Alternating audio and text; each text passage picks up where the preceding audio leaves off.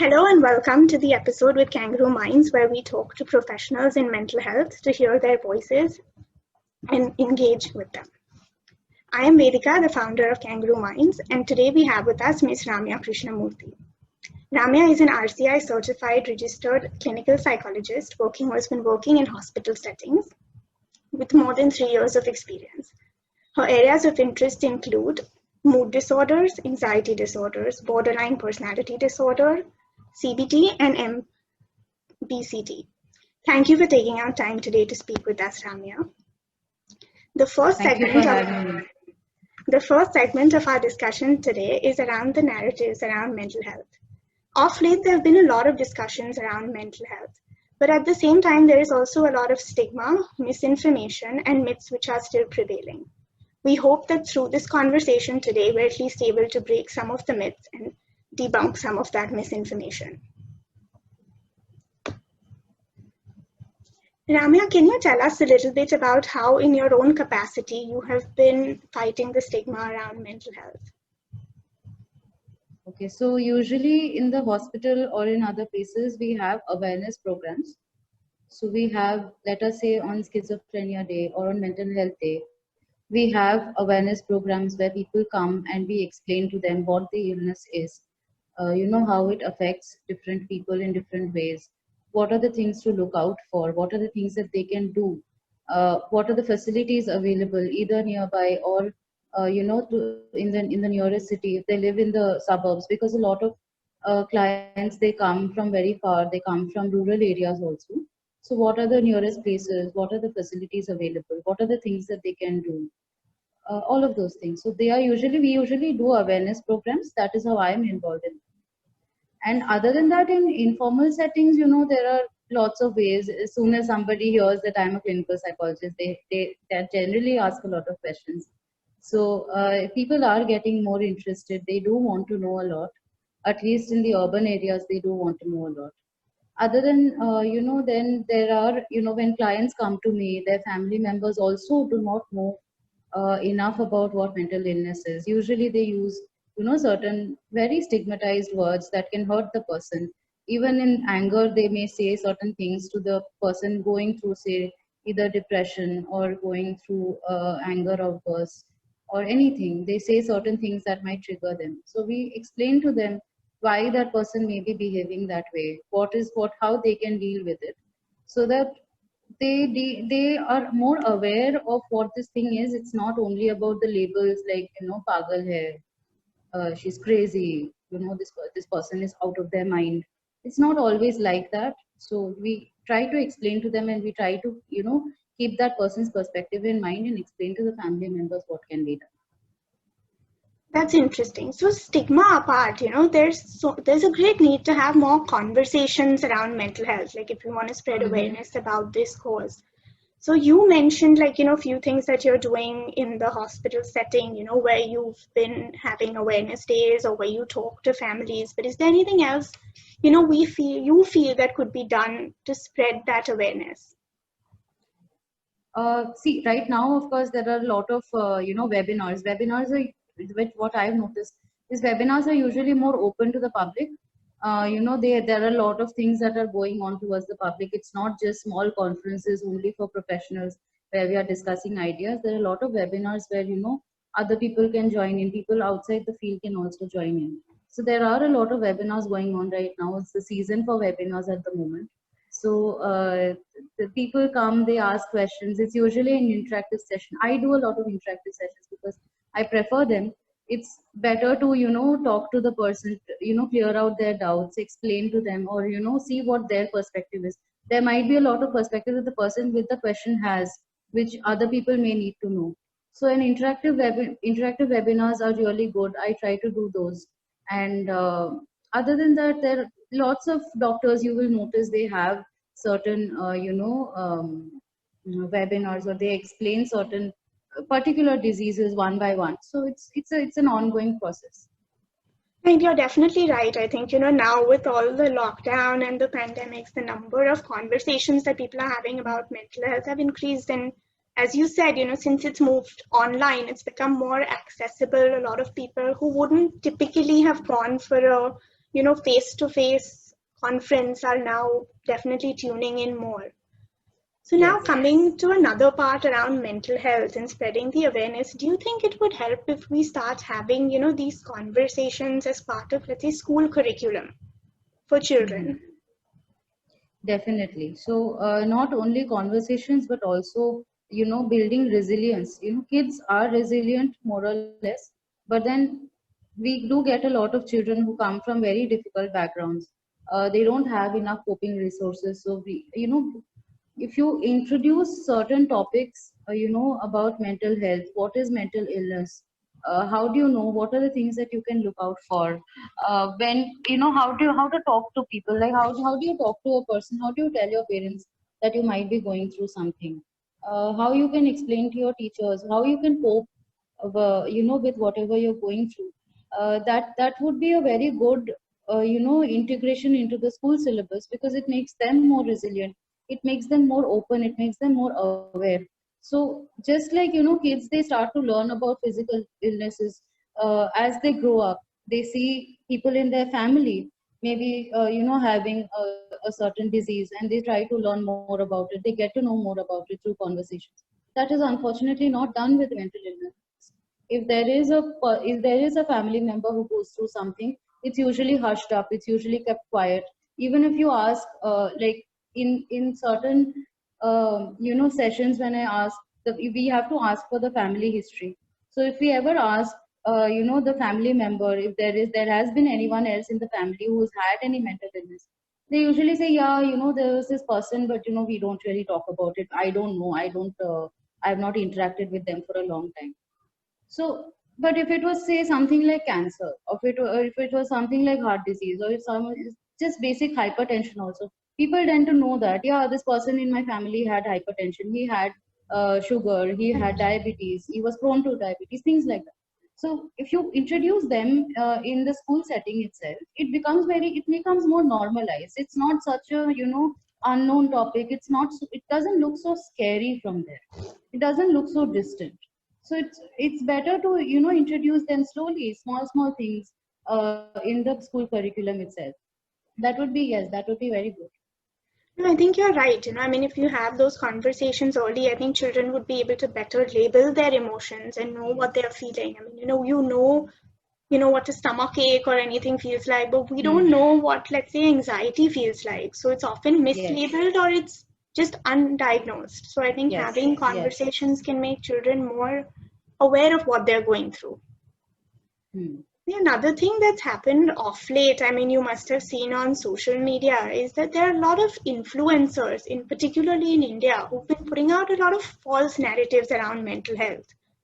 Some of Yes. them include Hmm. that, let's say, there's no biological basis to mental health, or, there's, let's say, mental health is something which is purely related to substance abuse.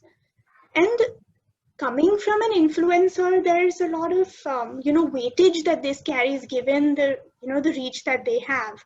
But unfortunately, one thing that's happened is that there's been a lot of silence from the mental health professionals on social media. Not Hmm. too many have taken that step to call them out. So what do you think, best explains that silence? Because a lot of people have Okay. raised that question, why is the mental health community not coming forward and, breaking these myths? So what do you Okay. feel, So best? one of the major issues in, it's not that there is a silence. It's more like, it's not, people don't see it. So let us say that I, see a person talking badly. Even recently, during the lockdown a few months back, there was a person who was talking about, that there is no such thing as depression. It's just about feeling Correct. sad. And even I was depressed. I just did some exercise, and, I started eating well, and I got better. So I don't know what that person went through, if it was depression or whatever it was. I'm not going to go into that because that's irrelevant. But then the false narrative that goes on there is usually because they are influencers, so they know how to catch the audience. It's not that there is a silence. People are talking against it. They are reporting those people, or they are trying to like label them and say that this person is spreading false news and it is not right. So the problem is that, see, we are mental health professionals are not influencers. So when we do them, it is more like you report them, you tell that person to stop, or when they don't stop, even if they keep continuing, we go ahead and we report them to the authorities, or we ask the RCI, which is the Rehabilitation Council of India, which gives the license to practice for a clinical psychologist. We usually tell them that this person is doing something like this, or we tell many associations. There are many bodies that deal with certain things. Indian Association of Clinical Psychologists, so that we come together and we try to stop that person from at least spreading false news. So it's not that there is a complete silence. It is more that there are so many just mushrooming up everywhere. It's difficult to keep track. That is one. Secondly, it is more like it's more silent. Like it's more quiet. You don't see that. You don't see mental health professionals making another video just to challenge that person. Right. We can't do that. So it's more like following the law, following the rules, because we also have a certain a certain perception to maintain. We can't keep fighting with everyone, not in that sense. Yes, we need to fight it. We do need to explain to people, we need to spread more awareness, but we can't keep fighting tooth and nail physically with every single person. So it is more quiet, and which is why people perceive that there is so much silence and people are not doing anything about it. It's not really like that. It's just it will take some time. It takes a lot of traction for for people to realize, okay, this is something that is happening. It's like that. Okay, because that's a very different perspective from what everyone else sees and questions. Because Yes. as you said, you may not be able to fight with everyone, but there's also the other side where you don't know who's reading through those comments, looking for that one ray of hope. That someone's gonna break that myth. So it's definitely a catch-22 situation. I think last 3 months, 4 months, you know it better, the amount of misinformation that's gone on social media has just been quite overwhelming. Yes. Anyway, moving on from the social media discussion, a lot of times people just say that mental health is all in your head and just snap out of it, you'll get over it. But what people don't understand is that mental health conditions, especially like depression and anxiety, also manifest in several physical symptoms. So can you throw some more light on this aspect? Okay. So I'll just give a basic explanation. When a person feels stressed, there are a lot of signs and symptoms that they notice in themselves. They can, notice an increased heartbeat. They'll increase, they'll start sweating excessively. They'll maybe tremble a little. So a lot of people have that before, a major competitive exam or a job interviews, where you feel very restless. So let us say that this stress just goes on for many days and many months, and this person is fighting. They are trying to come out of that stress, but everything is just coming down altogether. When the stress just keeps on going and the person is not able to cope with it anymore. So it's like it's like first when the stress comes in, there's about our body has an alarm reaction. That is when the body or the mind says, okay, either fight it or flight. It's like a fight or flight response. So either you fight it or you run away. So when you try to do that, the body has certain responses. It gets ready. I mean, it gets more prepared. And as we go along, as the stress goes on without decreasing, the our performance or our coping just sort of plateaus. And but if it keeps on going like that, eventually the coping resources will fail, and the person will start experiencing fatigue and burnout. When they start experiencing burnout, that is when it comes they become very anxious, they become depressed, or they have some other mental health, or they might have panic attacks, a lot of things like that. So when we say that there are physical symptoms, it's because of things like this. When anxiety can manifest as an increased heartbeat, it manifests as hot and cold flushes. It comes up as depression. In depression, people have they can't sleep well, no matter how much they try. They might try going to sleep at a proper time, but they are not able to sleep. The sleep is not very good. They wake up feeling more tired. Their appetite just goes away. The appetite either increases or it decreases to a large extent. A lot of people who are depressed, they overeat, A lot of people cannot eat at all. They just can't digest food like that. So that is why it comes, that is why anxiety, depression, or any mental illness usually comes with physical symptoms, because our mind and body are connected. Right. It is the way of the mind to say that, okay, start taking notice. There's something wrong. Very Like true. I that. mean, something, as simple as having, like, let's say, stomach related issues, or like, Hmm. even a migraine for that matter. It's simple, like, how easily we don't realize that if these are mental health related, like how Hmm. anxiety typically affects your, digestive system. Depression can also manifest as migraines. So it's important that people start realizing that it's beyond it's all in your head narrative. It can definitely, show up in so many more ways than we Yes. actually realize. Yes. In fact, there is a whole branch of disorders that are called psychosomatic disorders. So Right. IBS, irritable bowel syndrome. There is something the migraines, COPD. So all of these things are psychosomatic, because you find that there is actually nothing wrong physically. Like Right. there's nothing very severely wrong physically. The person, like a person who has IBS, they have consistent constipation or consistent diarrhea. They'll Right. have stomach pain, they'll have gas, they'll not be able to eat properly. So all IBS has been found to be related to anxiety. So a person who's very anxious, who has been anxious for a long time, they have a tendency to have contract IBS. So that whole branch of disorders that have a physical, have a specific physical base, but also it's a mental illness that manifests physically. They are called psychosomatic disorders. Another thing, that we see is, whether it's in classrooms, whether it's in newsrooms, and this is something which you did mention earlier as well briefly, that how loosely we use mental health terms in our day-to-day conversation. For instance, you'll see, teachers or even news anchors will use the word depressed and sad synonymously, which is definitely not the case. So do you Hmm. think you can throw a little bit of light, just on the distinction between the two concepts? Okay. So sadness, we all feel sad always. Okay. So there is the difference between saying, I'm sad and I'm depressed, or I'm nervous and or I'm afraid and Anxious. I'm anxious, or I feel shame and I feel disgusted. So all of it's a matter of first of all intensity, it's a matter of frequency, and it's a matter of the duration. So when you're feeling sad for a very long time, it's a sadness that you're not able to come out of. No matter how much you try, you go out with people, you don't feel good. You're not able to concentrate. So when you're sad, you don't feel like that. Your capacity to concentrate is not that bad.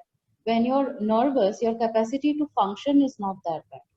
But when you are depressed, when you are anxious, you yourself can see that you need to put a lot more effort into doing the things that came quite naturally to you.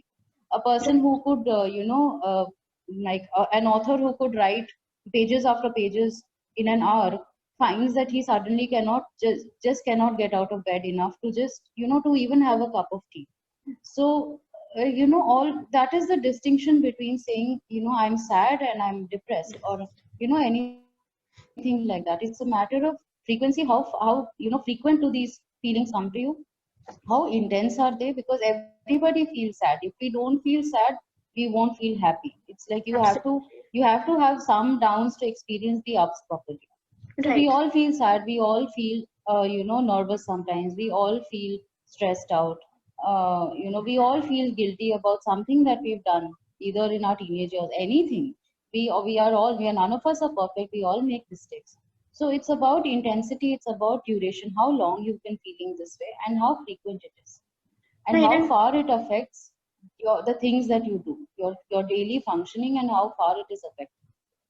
no, very true. I think, that should give, all our viewers also like some insight into, where to draw that line between, okay, this is like, let's say, a normal amount of sadness or, feeling that stress. It's part of our day-to-day lives. We can't, as you said, you can't be sad without, like, happiness won't exist if you Yes. didn't have the flip side to it. But at what point does it become problematic? Yes. So taking this thing forward, how important do you think it is to, be careful of the semantics that we use when we talk about mental health? Yes. So semantics, you will see a lot of people who, specifically, I see this with OCD. So a person who is organized or a person who likes things a particular way, they say they are OCD. Or a person, other people will say, hey, you're OCD. That's not OCD. OCD is not only about organization. It is not only about trying to be clean, but about, again, intensity. If the person is organizing it in a particular way, let us say another person, their mother or their father or their husband, they came and they sort of changed it. How far does that affect them? Do they feel like everything is just going wrong and everything, the sky just fell? Does it feel like that? Or they are able to accept that they are more flexible? Think of you, the way you've organized it, it's still accessible, it still makes sense in some way. If you can't come out of that, then we'll call it OCD. Like semantics is important, because if you use certain very heavy terms for very simple things, you are trivializing the issue. Right. It's the same thing as saying a person who's sad, I'm depressed. They're not depressed, they are sad. So that is why when people are they are doing okay, they are actually not depressed, they're kind of sad, maybe there's something that happened and they just had a fight with their mother and they say, I'm Right. depressed.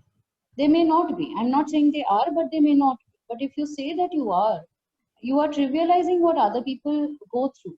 So a person who is actually depressed may not, be able to function. They don't they or they'll not be able to eat properly. They'll not be able to sleep properly. So when you say you're depressed, you're actually trivializing the thing. When a person has OCD, they go through so much. They go through hell trying to just make everything perfect. Everything just has to be the way they are.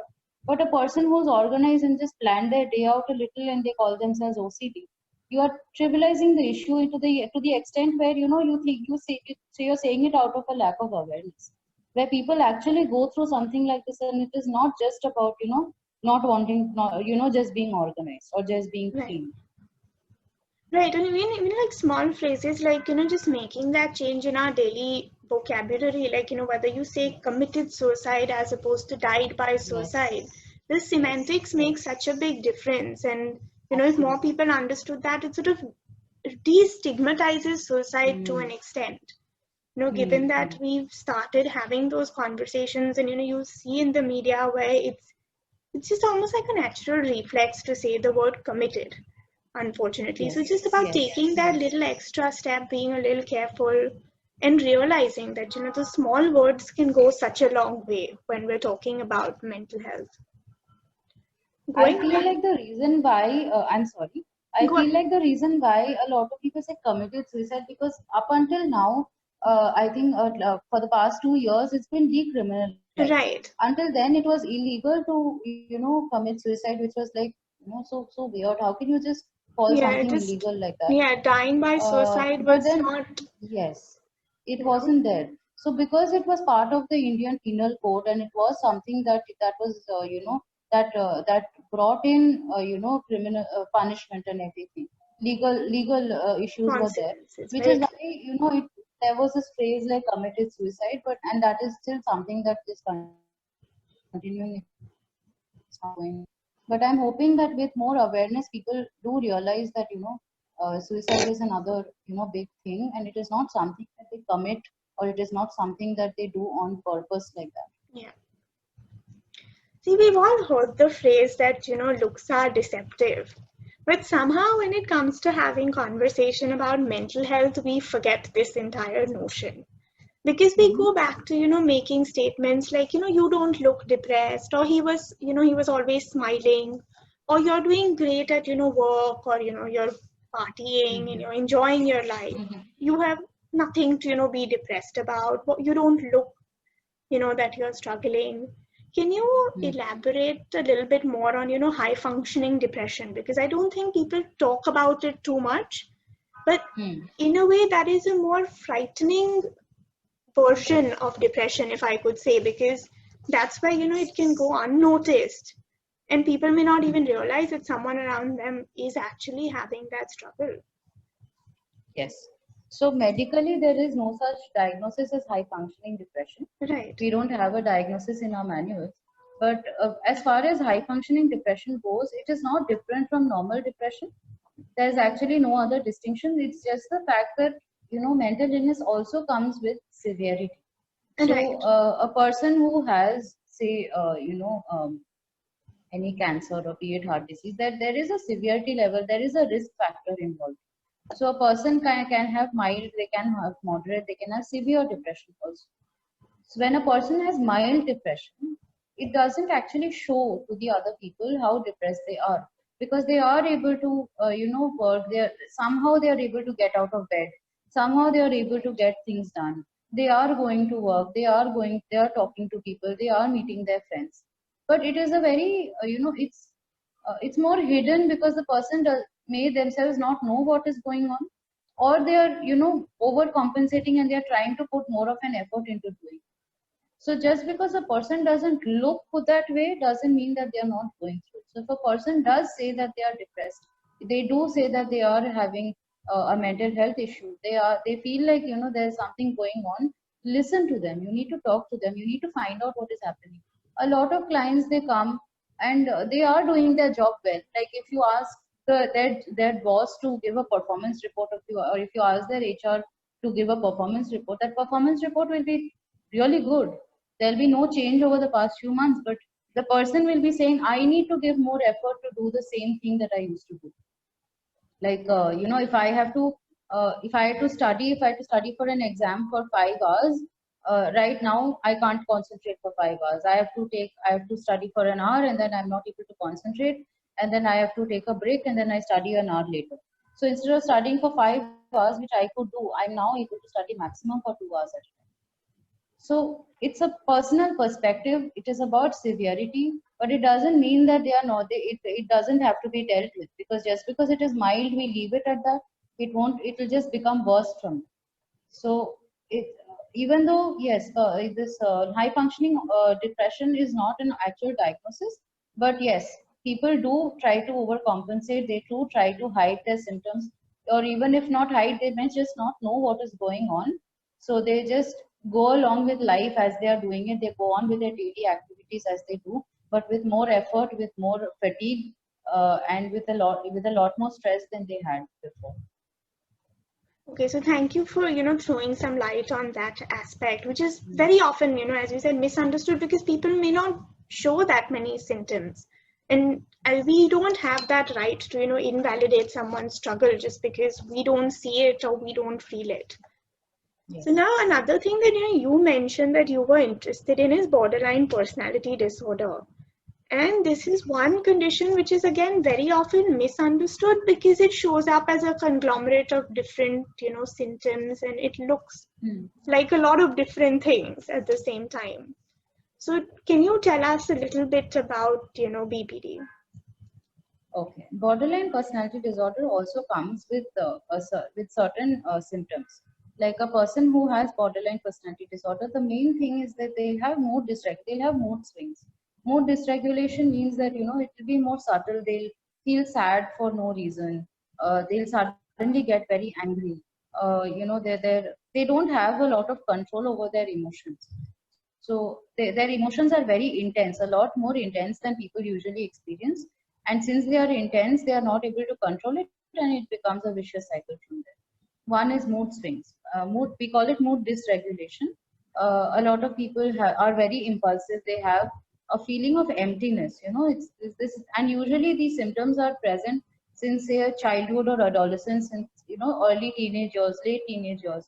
When they start having these symptoms and they continue into adulthood, for many years we call it borderline personality disorder, or any personality disorder for that matter. They need to be there. They are traits that are there since early days, since at least since adolescence. It needs to be there, and it needs to continue into adulthood for us to call it borderline personality.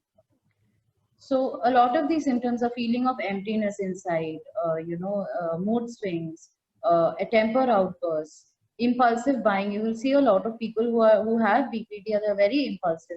Right now they'll feel like shopping, they'll just go on shopping. They'll not be able to stop. Or they'll start eating and they'll just keep on eating, they'll not be able to stop. A lot of them, they do manifest with depression, they do manifest with anxiety also.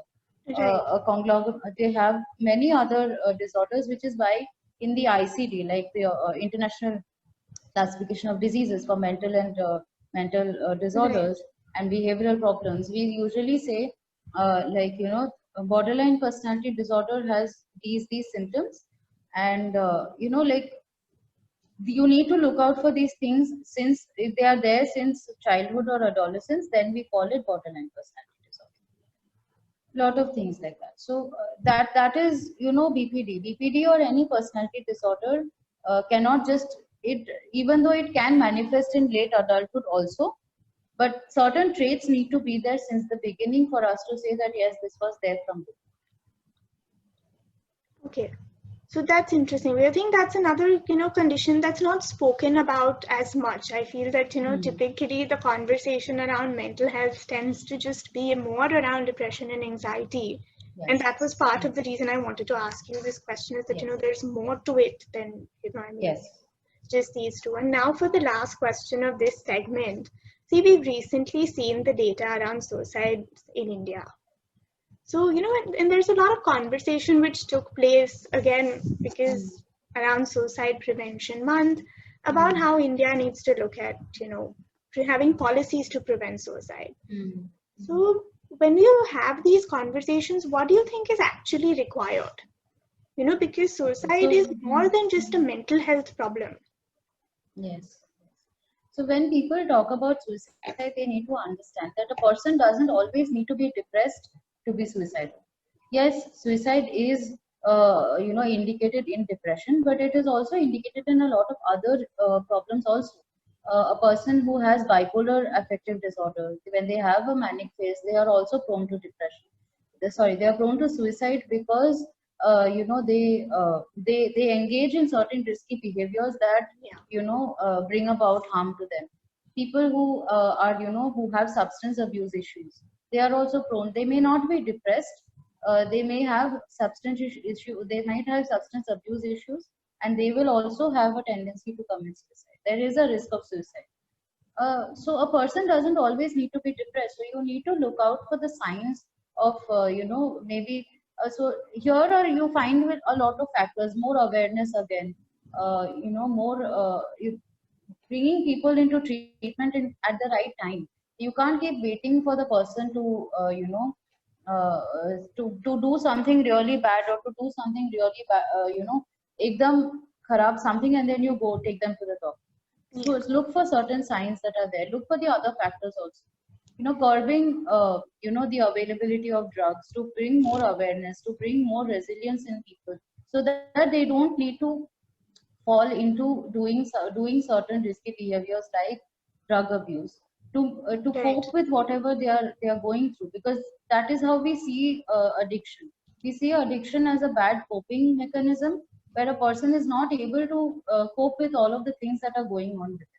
So they use that as a crutch to help them go through or to avoid whatever is going on. So conversations like that, bringing policies, that curb, easily, the availability of drugs, or to be more strict about, catching all of those things, will also affect suicide and right, suicide prevention. Along with that, suicide prevention can, come with, more awareness programs from, government bodies, yeah, which explain, or they lot of places we call something called community mental health, specifically in the districts, in the rural areas where hospitals are not easily available. So there are certain members of the community who have some knowledge, and they help the specific members of that village or members of that community to come out of whatever they are going through. So keeping in touch, or teaching them that there are facilities available. What are the, or making facilities like that available? A lot of districts may not have community mental health members. So right, bringing more people like that. So even there was a, while I was in training, there was a person who was talking about mental health in the community. So there were a lot of farmer suicides, there still are. So to deal with farmer suicide, since we as doctors in the urban or urban members, we cannot always understand what they're going through, or we may empathize to an extent, but we don't entirely know what is going on. Or again, availability, they may not be able to reach all the way to the hospital, or they may not be able to bring them. So the better thing to do is to have a connection between people in the community and the doctors. So they train certain people in certain things. They have certain groups, they have mental support groups, mental health support groups. So, and they help these farmers, farmer families, or farmers who may have attempted suicide, or they may have died by suicide. And they help the family members grieve, they help them to come out of it. So a lot of things that they may not be able to do because availability is not there, this may help in doing that. So things like this on a more local level, to have connections between higher and lower levels of connections will help a lot. Those are certain policies that can come, that may help in suicide prevention. Absolutely. I completely agree with you, that suicide prevention is not something, necessarily that's just the job of a mental health professional. It has to be at, all levels, including government policy, making systemic changes. So, I mean, that is something where, the conversation needs to definitely develop on, and hopefully we'll see that happening soon. So I think that brings us to the end of the first segment of our talk. So please stay tuned to this engaging conversation in the next segment with Ms. Ramya, where we learn more about mental health. And in the meanwhile, please like, share, turn on notifications to keep up with our content. And if you or anybody who you know is going through any mental health distress, please reach out for help. We're always here to hear, and things do get better, and you deserve to get better. Thank you.